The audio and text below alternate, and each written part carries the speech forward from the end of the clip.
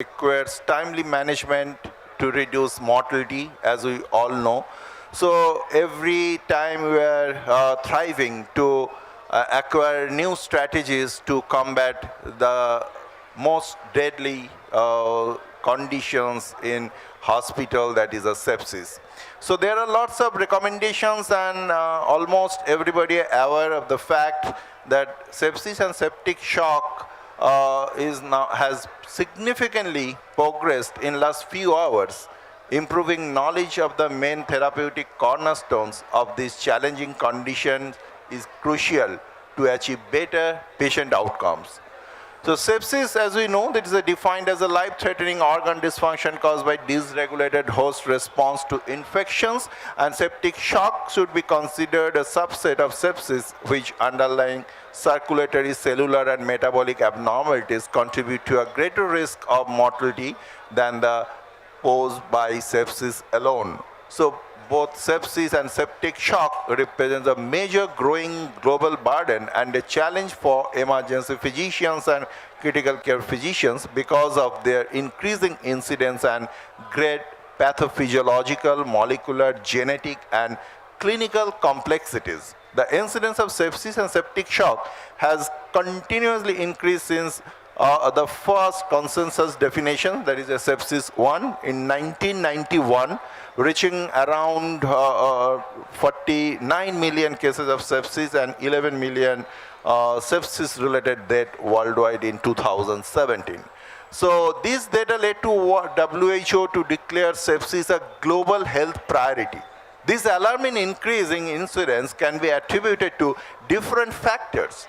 The advanced average age among patients, especially in Western countries, the increased number of invasive procedures, the wide uses of immunosuppressive and chemotherapeutics, and antibiotic resistance.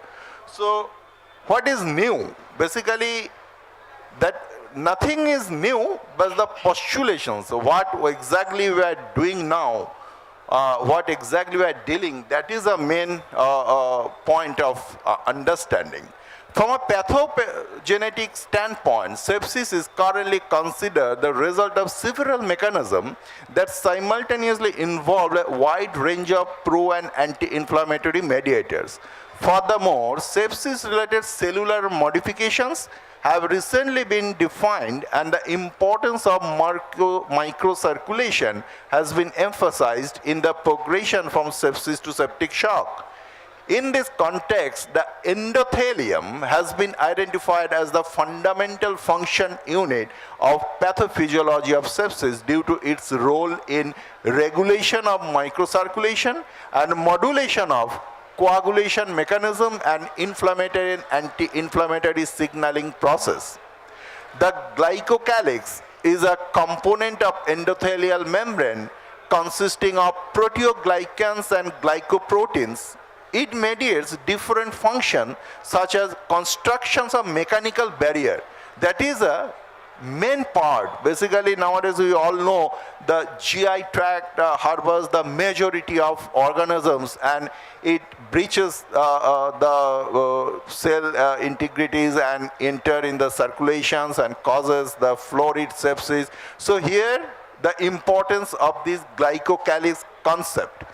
So it mediates different function and regulating the vascular permeability, the activation of leukocytes and platelet adhesions, and the modulation of inflammatory and anti-inflammatory response. So damage to the glycocalyx morphofunctional integrity, known as glycocalyx shedding, that is very important concept, can occur due to oxidizing agents, cytokines, endotoxins, and bacterial endotoxin. Most of the time, the patient relative asks that why the sepsis, the infection set in an organ, and how it entered in the different, how it entered in the bloodstream and how it affects the other organs. So this is the concept of the glycocalyx shedding, and that is due to oxidizing agents due to the cytokines, exotoxins, and bacterial endotoxin. This event leads to leukocyte diapetesis and increased vascular permeability with the production of edema, which raises interstitial pressure and worsens tissue perfusion.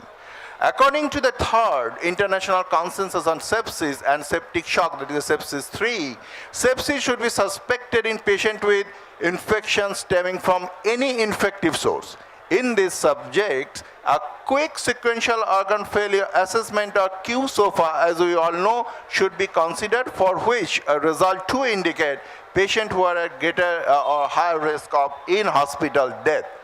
However, the new thing is that however, in 2021 guidelines discourage the use of QSOFA as the sole screening tool, recommending the use of National Early Warning Score or NEW score, and diagnosis of sepsis is confirmed in a case of sequential organ failure or score 2. Septic shock is defined by the need of vasopressure to maintain a patient's mean arterial pressure 65 and serum lactate level 2. That is, earlier it is a 4, and now the new papers are coming to make it a 2. So based on this background, we wrote the present review to provide emergency physicians with a thorough update on the management of sepsis and septic shock, focusing on each pillar of the pharmacological approach of these conditions. And here we will discuss what are the pillars. Obviously, the first pillar is antimicrobials. We don't have much time, so we cannot discuss details, so we are just touching the pillars. So antimicrobial therapy is the first pillar in sepsis and septic shock. The administration of prompt empiric antimicrobial therapy at the time of sepsis identification after collection of appropriate cultures is a crucial step, as we all know. Microbiological samples should be assessed as soon as possible on admission in emergency department. That is very important because the transfer to critical care units may take a little longer time, and include blood and fluid or tissue, or from the other side deemed proper based on a clinical evaluation. Indeed, particularly in case of septic shock, every hour of delay is associated with significant mortality. The choice of empiric antimicrobial therapy based on clinical and obviously epidemiological criteria is fundamental. So in hospital, antimicrobial stewardship program is of immense importance. So dual coverage for gram-negative, dual coverage for gram-positive, particularly MRSA, these all we are aware of that. But the most important part is that when we will suspect that what kind of organism will deal. Basically, there is a role of patient triaging or typing, that is a type 1, type 2, type 3 patients, and where is the risk of MRSA and ESBL. So, you know, the MRSA, always we know the previous infection or colonization within last 12 months, hemodialysis or peritoneal dialysis, presence of catheters, administration of multiple antibiotics, immunodepression, immunosuppression agent, rheumatoid arthritis, drug addictions, and close contact with patient with MRSA. These all are very important risk factors. And for ESBL, again, previous infection or colonization with ESBL, prolonged hospitalization greater than 10 days in particular, ICU or long-term care facilities, present of permanent urinary catheter, administration of multiple antibiotic in last 30 days. That history is very important, particularly cephalosporin and quinolones, patient with percutaneous endoscopic gastrostomy. Pseudomonas, again, you know, the neutropenic fever, cystic fibrosis, patient with glycemic, not poor glycemic control, pronged steroid used, we have to suspect that. Candida, again, you know, the immunosuppression, prolonged hospitalization, recent surgeries, wide range of antibiotic administration, previous necrotizing pancreatitis, recent fungal infections. So, however, the urgent need of established antimicrobial treatment should be carefully performed, that is very important, and different studies have proposed the comparison between 1 hour versus 3 hour bundle with respect to antimicrobial administration, but the current guideline propose the administration of antimicrobial immediately, ideally within 1 hour in patient from whom sepsis is highly suspected with or without shock. In case of low or moderate risk of sepsis without sign of shock, the administration of antimicrobial is recommended within 3 hours. If concern for infection persists and after performing an assessment of infectious but non-infectious. That is very important now. Earlier, it was told that they'll give antibiotic, but now it is again told that you have to always, once the patient is in shock, you have to try to establish the diagnosis. Obviously, how much is possible clinically, biochemically, that it is a septic or non-septic. So procalcitonin is we all know it is a widely used, differentiating between bacterial and non-bacterial. But in last few hours, different authors have proposed procalcitonin as a marker to guide physicians in terms of starting antimicrobial treatment in patients with an unclear clinical presentation. However, the society, the American Society of Critical Care guidelines, SSC, say the PCT associated with clinical evaluation. That is very important. PCT associated with clinical evaluation was less effective than clinical evaluation alone with respect to deciding when to start antimicrobial.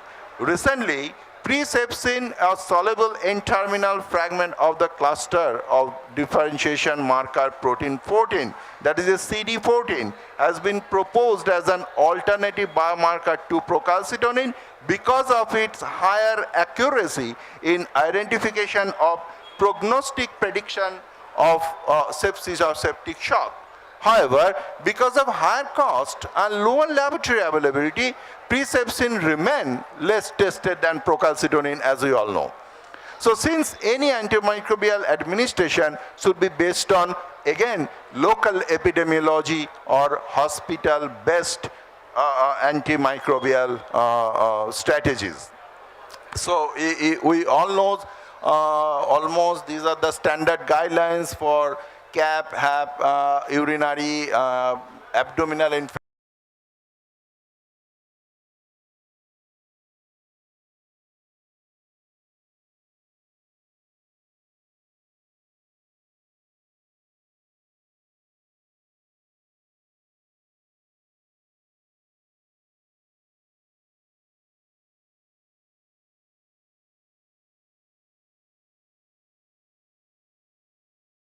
That is 4 vials per day. So,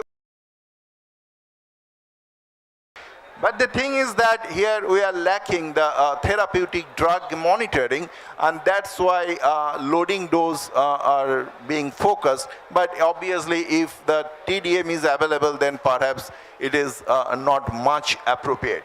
So appropriate culture samples are required before antibiotic therapy, and treatment should be based on clinical and epidemiological criteria.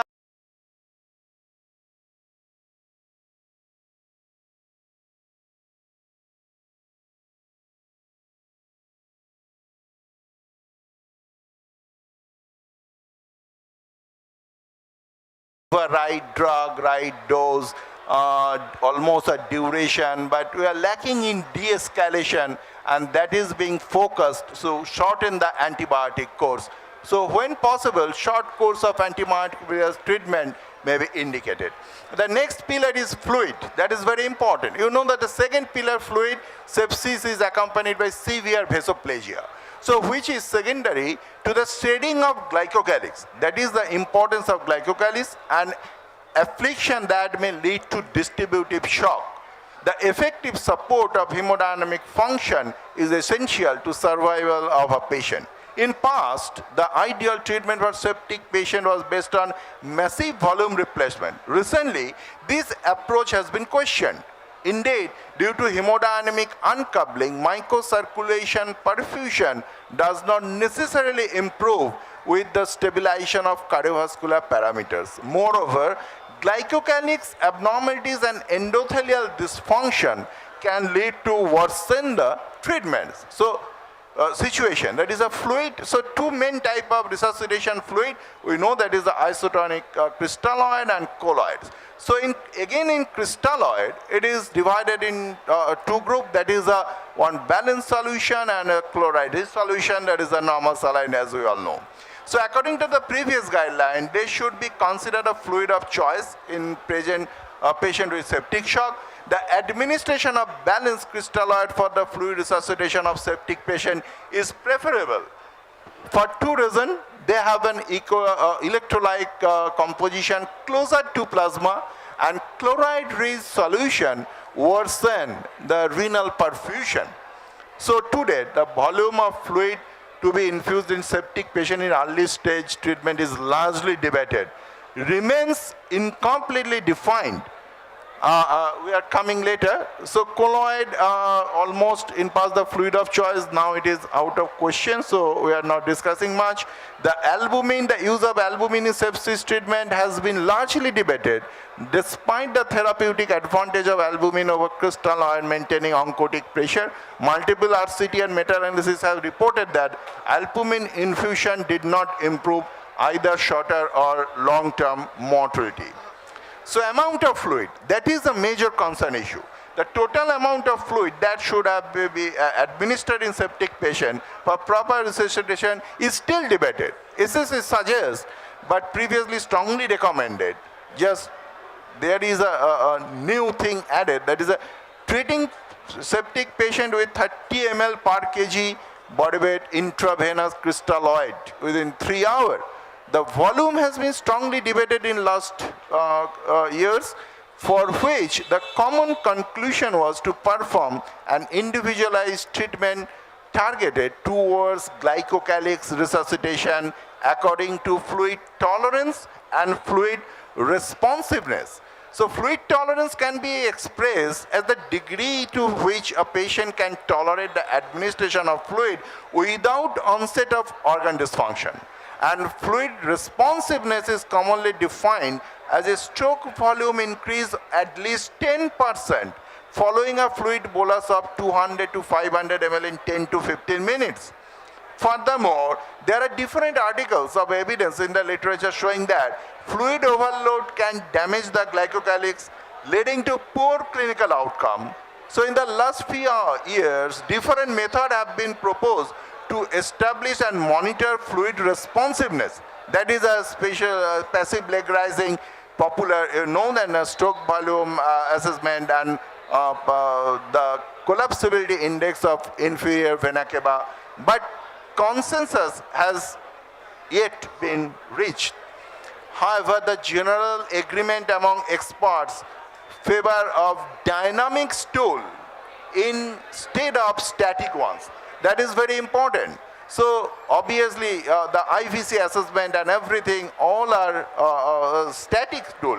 CVP, it is conventional, but it is static. So we have to move towards more dynamic assessment, either passive leg rising or capillary refill. Even we can try, or we can go for, if the facility is available, continuous cardiac output monitoring, perhaps the best. So we have to look for that, because recent RCT demonstrated that restrictive versus liberal fluid strategies did not significantly differ in terms of 90 days mortality among patients with sepsis-induced hypotension. So much fluid and aggressive fluid definitely of not much use. So balanced crystalloid are the fluid of choice, since it is impractical to standardize the amount of fluid. But obviously, according to fluid tolerance and fluid responsiveness, we have to decide. But yes, repeated small amount fluid bolus and assessment of dynamic hemodynamic monitoring is present recommendation. The third pillar is obviously, the vasoactive agents.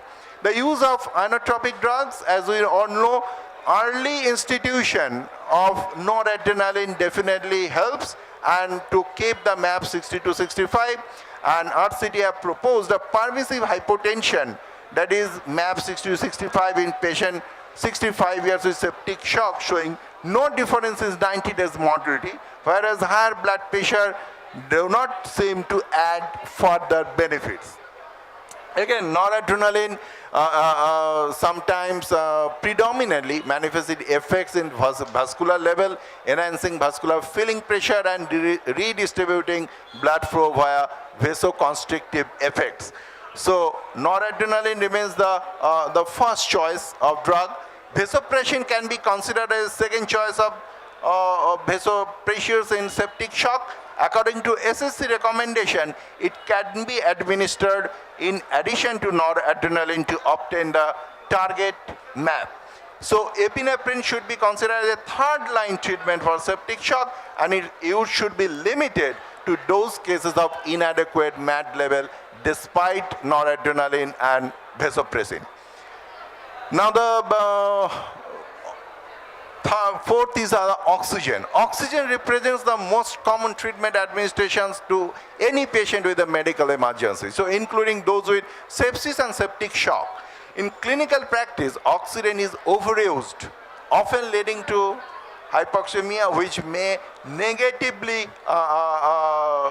impact patient survival, while several studies have demonstrated a correlation between hypoxemia and increased mortality in patients who have suffered from a stroke, traumatic brain injury, and cardiac arrest. The latest SSC guidelines do not provide any recommendation for the preferential use of oxygen therapy. And meta-analysis concluded that there is low or very low evidence regarding an optimal oxygen strategy for acutely ill patient. So since regarding ventilation, since publication SSC guidelines, no new data regarding the benefit of non-invasive ventilation over mechanical ventilation has been collected or reviewed. Thus, no updated recommendation can be provided. Two recent systemic reviews explore the use of low tidal volume ventilation, 6 ml per kg body weight for septic patient at emergency department. Both the study concluded that low tidal volume ventilation is associated with improved clinical outcome. HFNO or HFNC, that is an HFNC provides heated and humidified oxygen at high flow rate, generating low level of positive pressure in upper airways. Treatment with FNC includes multiple effects, including increased oxygenation, lower respiratory rate, and reduced respiratory effort, and improved survival rate in patients with acute hypoxic respiratory failure.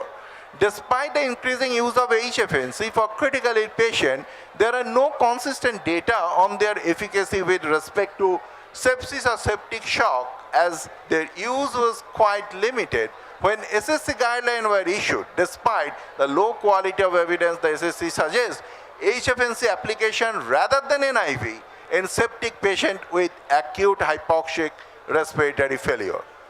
Oxygen therapy should be started at 50 liter per minute via reservoir mask and titrated towards SpO2 94 to 98% or SpO2 88 to 92% in patient with risk of hypercapnic respiratory failure. For patient with NIV or mechanical ventilation, we suggest low tidal volume ventilation, and HFNC may be successfully used in septic patient with hypoxic respiratory failure. Regarding heparin, it has been SSC guidelines strongly recommend the venous thromboembolism prophylaxis by administering low molecular heparin instead of unfractionated heparin. Furthermore, various studies showed the effect of anti-inflammatory effect rather than solely prophylaxis. So in sepsis and septic patient, low molecular heparin is strongly recommended. Insulin recommendation, the stress hyperglycemia due to increased glucocorticoid and catecholamine release and insulin resistance is a common effect and may worsen septic conditions. So obviously insulin is a cornerstone of therapy for glycemia, hyperglycemia, and the target is again 140 to 180 milligram per DL. Proton pump inhibitor in 2016 guideline, the SSC strongly recommended the use of stress ulcer prophylaxis or septic patient. This recommendation was downgraded in 2021 because of weak evidence regarding the benefit-risk ratio. Various studies have demonstrated that proton pump inhibitors do not significantly improve critical patients' prognosis, leading to a modest reduction in gastrointestinal bleeding. Furthermore, Hang et al. Proved that among adult septic patients at risk for GI bleeding or stress ulcer, PPI treatment with more than histamine 2 receptor blocker instead rates of in-hospital mortality, bleeding, and pneumonia. So the current evidence do not provide any further information about PPI assessment for stress ulcer prophylaxis in patient with sepsis and septic shock. Therefore, in line with the SSC guideline, PPI treatment should be pursued. Renal replacement therapy. The acute kidney injury is defined as an increase in serum creatinine by 0.3 milligram per dl within 48 hours or 1.5 milligram per dl from baseline value with previous 7 days, or a decrease in urine volume less than 0.5 ml per kg per hour for 6 hours. And it should be stratified for severity according to serum creatinine and urine output. AKI is a common complication affecting the 40% to 64% of septic and septic shock patients, respectively. Thus, increasing mortality rates. RRT is commonly required in septic patients associated with AKI and other absolute indication for dialysis like severe metabolic acidosis, refractory fluid overload, electrolyte imbalance, and uremic complications. So RRT techniques include intermittent hemodialysis, which is one of the best modality for optimal RRT in septic AKI, remains uncertain. Since high quality RCT and meta-analysis have reported the contradictory result, the time of RRT initiation is still controversial. So far, there has only been one RCT incorporating septic patient with AKI, which concluded that there is no significant difference in overall mortality at 90 days between patients who had undergone early versus delayed RRT. So we have to optimize, individualize the patient to initiate RRT. So obviously, very early RRT initiation will not improve the mortality. Steroid is a pro-inflammatory state, and cytokine cascade are thought to contribute significantly as a manifestation of sepsis. We know the various studies has proposed the use of steroid treatment. However, data supporting the use of drugs remain inconclusive. So far, only hydrocortisone at a dose of 200 milligram per day has been suggested by the SSC for adult septic shock patient not reaching the target of MAP despite vasopressor initiation.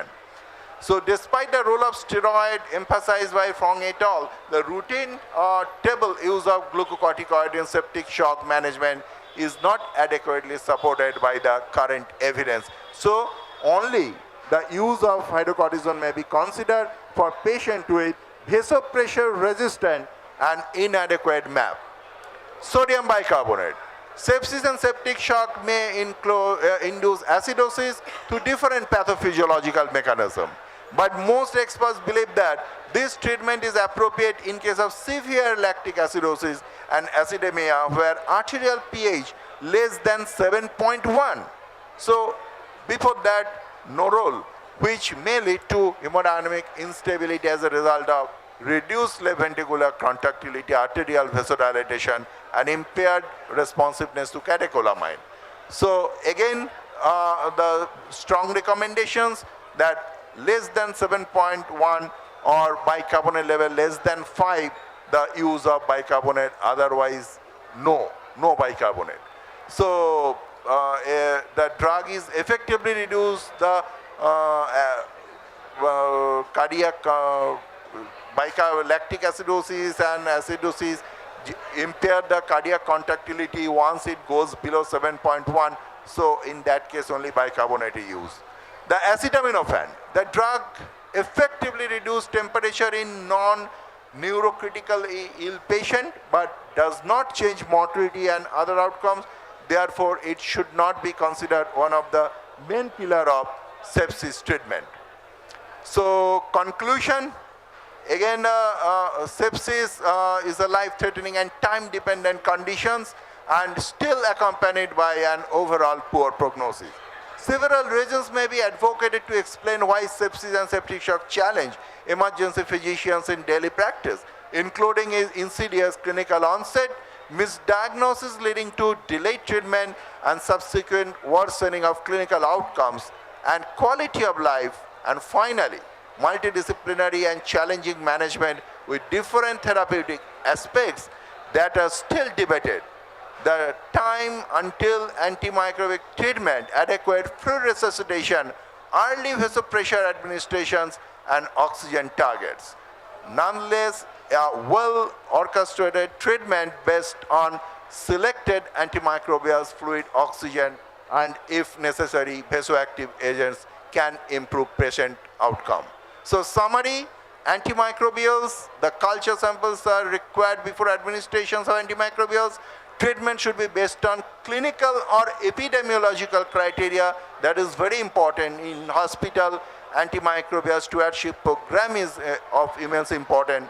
Frequent reassessment of patient condition and procalcitonin level are advisable for an adequate reduction strategies.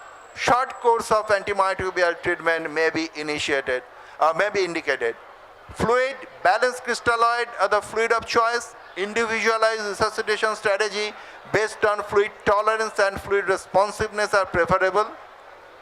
Approaches based on small and repeated boluses, that is a 250 to 500 ml of crystalloids with continuous hemodynamic monitoring are advised. Vasoactive agents, that is a vasopressures are required if a patient's MAP is less than 65 despite fluid replacement.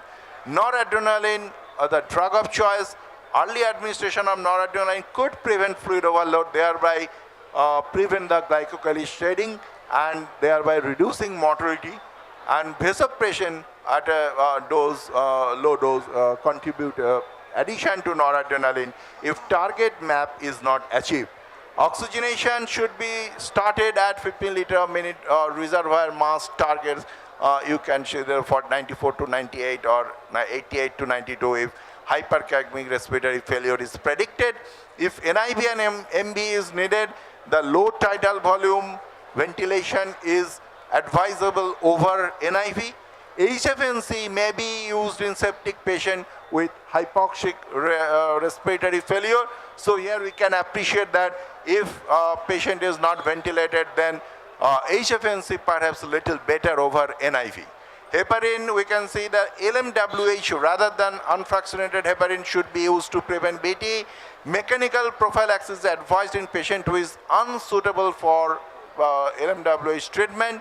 Insulin we have to use to target sugar 144 to 180. PPI treatment may be necessary to prevent stress ulcer, but it is still debated. Renal replacement, although AKI is a common complication, RRT may only be indicated in some subset of patient.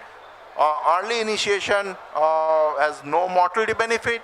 Hydrocortisone may be considered in patient with vasopressor resistant or inadequate MAP.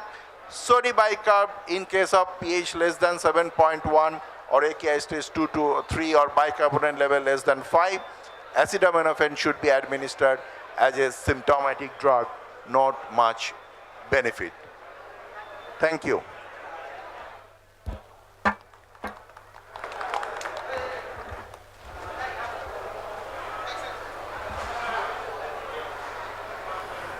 So we'll take the 2 minutes time.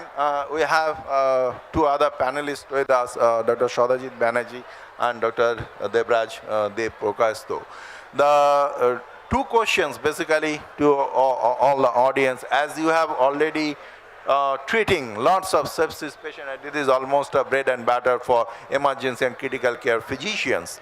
So how is your practice? Still you jump on the antimicrobial therapy once patient comes to emergency with a shock or with a suspicion of infections, or you try to obtain the point or you try to use the point of care testing to identify whether it is infectious or non-infectious conditions. Though recent guidelines are telling that before jumping on the antimicrobial therapies, try to establish, if possible, whether it is infectious or non-infectious conditions, and how do you use procalcitonin in your daily practice to differentiate the bacterial infections. Dr. Debraj first. Very nicely, Dr. Prashanjit has actually expressed everything which has actually been in SSC. It's a big thing and everything has been focused nicely. So what he has told very nicely, I gave two scenarios actually what we face in our hospital. One scenario, a patient, maybe 50 years male, coming to your emergency department with a history from home. He is coming from home with history of fever for last 7 days, cough and shortness of breath. So he came to the hospital, rushed to the hospital to you because he has become breathless. So after seeing that patient in the emergency, what you assess, the patient is in shock, BP not recordable, saturation is low, and patient is confused. So that is one scenario. The second scenario, because many of us are working in a tertiary care setup. So we get a patient who is coming for a small setup or nursing home with staying over there for last 72 hours. The same history, fever, cough, cold, went there, initially managed, came to your in the emergency in shock, confused, and had BP not recordable, low urine output, referred because they are unable to manage because probably many of cases we get, they tell the patient, you go for dialysis. So the two scenarios commonly we get. So what he has, Dr. Prasad has raised the question, actually, when patient is coming in shock, then definitely it is very important. If the history is not obvious, then we need to find out the reason of shock before jumping to the antimicrobials, because you know the resistance are coming in and we are actually dried up with the antibiotic in our pipeline. So definitely in the guideline they have mentioned, he has told the PCT and PSP, there is a very important tool is presepsin. So that can be done very quickly. Not available in everywhere, but if this is the procalcitonin takes some time to come. And if procal is high, definitely it is septic shock.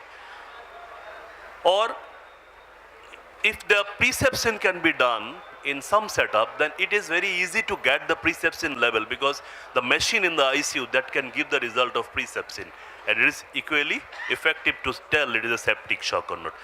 So I think we have to depend on the history of the patient and also the biomarkers which actually available in our setup.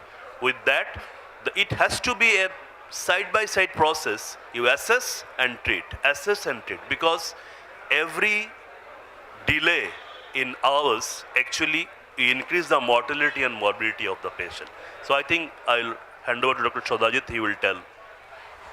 So the thing is, one of the biggest question is in management of sepsis, it is time bound. It has to be time bound.